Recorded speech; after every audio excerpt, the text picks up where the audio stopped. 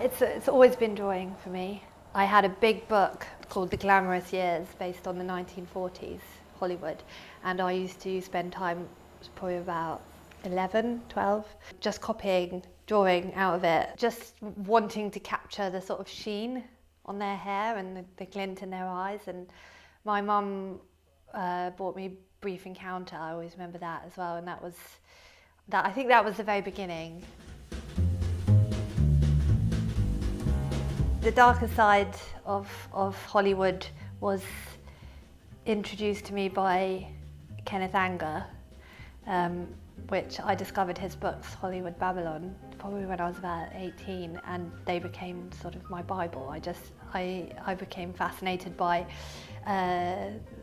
the underbelly of Hollywood, and also how the public enjoys to watch a star fall from grace. I'm interested in people that had a huge amount of notoriety at some point, and now their star has faded.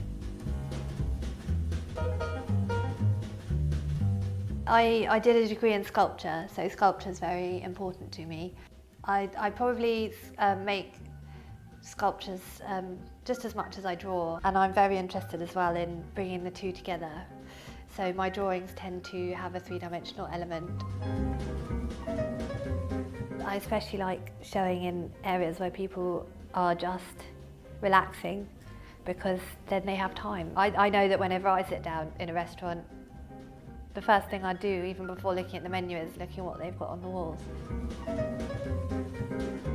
It's just my funny way of dancing was quite a departure for me. The scene comes from a film called Destry Rides Again. It's just this fantastic, really prolonged scene that seems quite unnecessary within the storyline. Marlene Dietrich was known for this wall, and so to see her sort of throwing herself across the bar and smashing glasses and clearly enjoying this sort of physical scene, I felt like she was a bit out of context as well there. So originally the drawings wrapped around the whole gallery space in one big piece of paper, and the drawings were like a sort of film reel.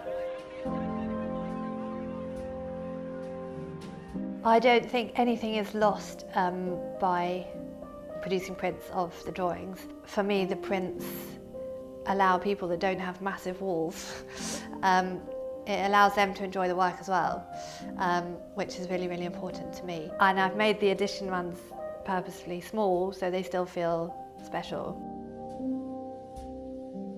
Valentino's funeral was sort of biggest turning point for me.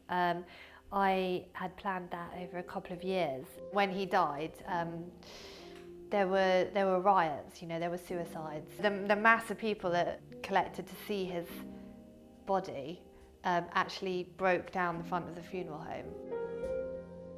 I just wanted to create a huge sort of tableau of all these silent film actors, and I wanted to create something very sort of baroque in its feel and really over dramatic. So I gathered every single possible reference I could on Valentino.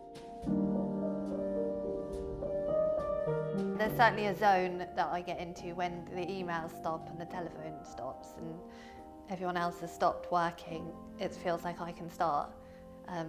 So it's when the sun goes down and it's just, me in here with some music and the drawing, and I'm definitely at my happiest. I'm absolutely in my element, and that's something that hasn't changed since I was 12, I think.